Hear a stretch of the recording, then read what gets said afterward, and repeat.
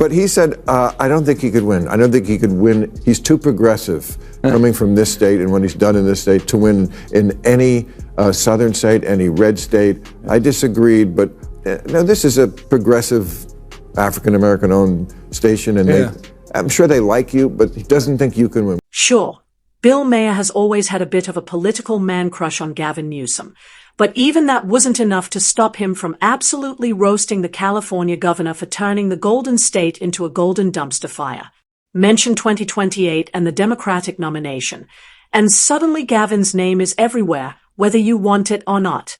But Maher's not buying the hype. California has been Maher's turf for decades, and watching it spiral under Newsom's leadership has him gripping his HBO mug in visible frustration. This time, he dropped the usual politeness, took the gloves off, and went full snark on his former liberal golden boy. Bass have already proven their incompetence and poor leadership during the Los Angeles wildfires. Now, as we experience rampant lawlessness and civil unrest, it's never been more clear they're unable to respond effectively and responsibly during calamity. Whether it's sheer incompetence or outright malevolence, the reality is stark. California's in a state of turmoil, and I ask my fellow Angelenos, why are Gavin Newsom and Karen Bass still in office? How much more of their destructive decision-making masquerading as leadership are we going? If you're craving unfiltered political fire with a side of savage sass, smash that subscribe button like it owes you rent, because things are about to get real spicy. You know, it's stuff like there's a new law in this. I think we have way too many regulations and laws, as we've talked about. And this one, I think, says if you're a department store with over 500 employees, you have to have a gender-neutral toy department. Yeah. Stuff like that. Yeah, I get it. So you think that's silly? You think that's a silly thing that we too much government there? That's an interesting one because the department stores came to us supporting that, and they're the ones making a case for that. They were making a case they're already moving in that direction. Wanted you to make a law about them? Well, but they supported the legislation. It wasn't legislation that was enacted, that was initiated from my office, but it was legislation that came up with interesting support from the industry itself. Bill Maher didn't tiptoe. He dove headfirst into the bureaucratic swamp that is California under Gavin Newsom. According to Maher, the Golden State has morphed into a red tape rodeo, where getting anything done feels like being trapped in a never-ending escape room designed by Kafka. He's not just annoyed. He's furious. Maher slammed the avalanche of regulations and political grandstanding, saying it's sucking the soul out of the state. Take last year's wildfires. For example, the government's response was slower than a DMV line on a holiday weekend, mismanaged, chaotic, and bordering on negligence. Fast forward to now, and California's floundering again, this time in the face of ICE-related riots sweeping the state. Streets are in flames. Accountability, missing in action. And what was Newsom's big move? He practically high-fived the rioters and threw down a come at me, bro to Trump. He's been here 10 years. The fear, the horror, the hell is this guy? Come after me, arrest me, let's just get it over with. Tough guy. You know, I don't give a damn. But I care about my community, I care about this community. The hell are they doing? These guys need to grow up, they need to stop, and we need to push back. And I'm sorry to be so clear, but that kind of bloviating is exhausting. So Tom, arrest me. But after the internet lit him up like a Christmas tree, and criticism came flying in from both sides of the political circus, Gavin Newsom finally folded like a lawn chair. He issued a public apology, complete with groveling verbal gymnastics and Olympic-level backpedaling in a desperate attempt to paper over his missteps and ghost-mode leadership. Then, seemingly out of nowhere, came the tough guy routine. Newsom started talking big, throwing around phrases like legal consequences, imminent arrests, and sprinkling in some dramatic law and order energy. But for most people, the plot twist came way too late. The damage was done. The chaos had run its course, and his slow-motion reaction only made him look even softer. That sudden heel turn didn't scream leader taking charge. It screamed politician in panic mode. And the public, they weren't exactly giving him a standing ovation. What's going on in California? It isn't slowing down. The gangs are not slowing down. Newsom did eventually come out and apologize. If you want to go on Twitter, Rob, and just go to the apology video that he came out eventually. This is, I think, 4-5 days later. On day one, I asked him, I said, are you going to come out and do this? Watch how he's finally wanting to have his people be responsible. Go ahead, Rob. If you incite violence, I want to be clear about this. If you incite violence or destroy our communities, you're going to be held to account. Okay. That kind of criminal behavior will not be tolerated. Full stop. Already more than 220 people have been arrested, and we're reviewing tapes to build additional cases, and people will. How's a guy supposed to lead California, let alone the entire country, when he can't even keep his own backyard from going up in flames, both literally and figuratively?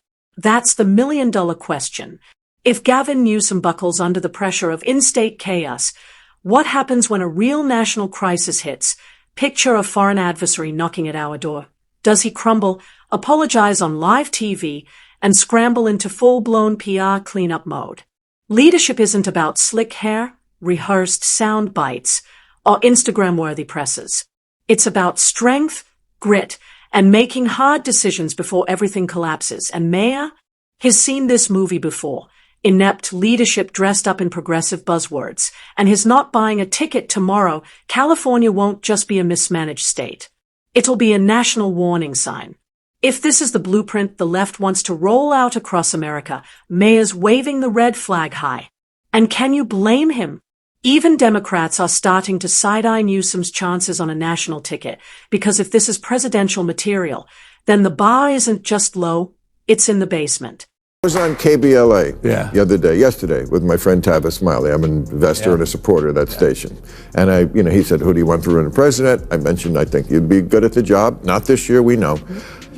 No, I know. But he said, I don't think he could win. I don't think he could win. He's too progressive coming from this state and what he's done in this state to win in any southern state, any red state.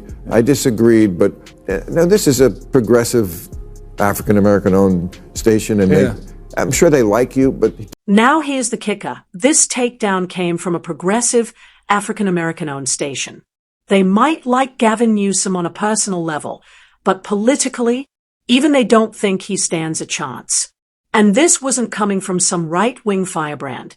It was a lifelong Democratic voter simply calling it like he sees it. And honestly, he's got a point. Gavin Newsom isn't just too progressive, he's too incompetent. Let's be real. Choosing between Kamala Harris and Newsom for a presidential ticket is like picking between a soggy sandwich and a flat soda. Sure, Newsom doesn't serve up Kamala's now iconic word salads, but what he lacks in verbal confusion, he more than makes up for in policy disasters, skyrocketing homelessness, out-of-control crime, economic decay, a leadership style that basically screams, "Where's my teleprompter?" This is not the resume of a future president. America needs someone with backbone and a track record of actual wins, not just a head full of gel and a speech full of fluff. And if this is the Democrats' A-team, they are headed for a rude awakening. And guess who else isn't thrilled with how Newsom's running things? Mel Gibson. When Mad Max starts raising an eyebrow at your leadership, things are getting apocalyptic. And Karen Bass have already proven their incompetence and poor leadership during the Los Angeles wildfires. Now, as we experience rampant lawlessness and civil unrest, it's never been more clear they're unable to respond effectively and responsibly during calamity. Whether it's sheer incompetence or outright malevolence, the reality is stark. California's in a state of turmoil, and I ask my fellow Angelenos, why are Gavin Newsom and Karen Bass still in office? How much more of their destructive decision-making masquerading as leadership? Honestly, at this point, Gavin Newsom and Karen Bass should be sending out apology cards and shopping for a good hiding spot, because shame might be the only thing they haven't mismanaged. Their so-called leadership has become a masterclass in how not to run a state, and everyday Californians are footing the bill. High taxes, skyrocketing crime, housing prices so insane you'd need a second mortgage just to rent a broom closet, and a government so jammed with red tape it feels like a DMV on roller skates. The result? A mass exodus. People aren't just complaining, They are voting with their feet. Joe Rogan and Ben Shapiro both bailed. Two guys who couldn't agree on pizza toppings agreed California was no longer worth the headache. And they are just the beginning. Families, entrepreneurs, entire communities from the middle class, they are all heading for saner states with lower taxes and functional leadership. When the Golden State becomes so dysfunctional that even the people who helped build it can't afford to live there anymore, it's not just a red flag, it's DEFCON 1. If Newsom and base can't steer this ship away from the iceberg, the most responsible move would be to hand over the wheel to someone, anyone, who knows what they are doing. Even Bill O'Reilly, never one to pull punches, has joined the growing chorus calling for Newsom to step down. And when both comedians and cable news anchors are throwing in the towel on your leadership, yeah, it might be time to go. I think they're hyping it up. It doesn't seem to be an organic display of protest. That means that it doesn't have a constituency among regular people. The Los Angeles protesters were fueled by very militant far-left organizations that passed out masks and frozen water bottles and other forms of protection for the protesters. Same thing in New York. This is all organized by the far left, but the people aren't coming out. In fact, on Tuesday night at 9 o'clock in New York, everybody went home. I guess they were hungry.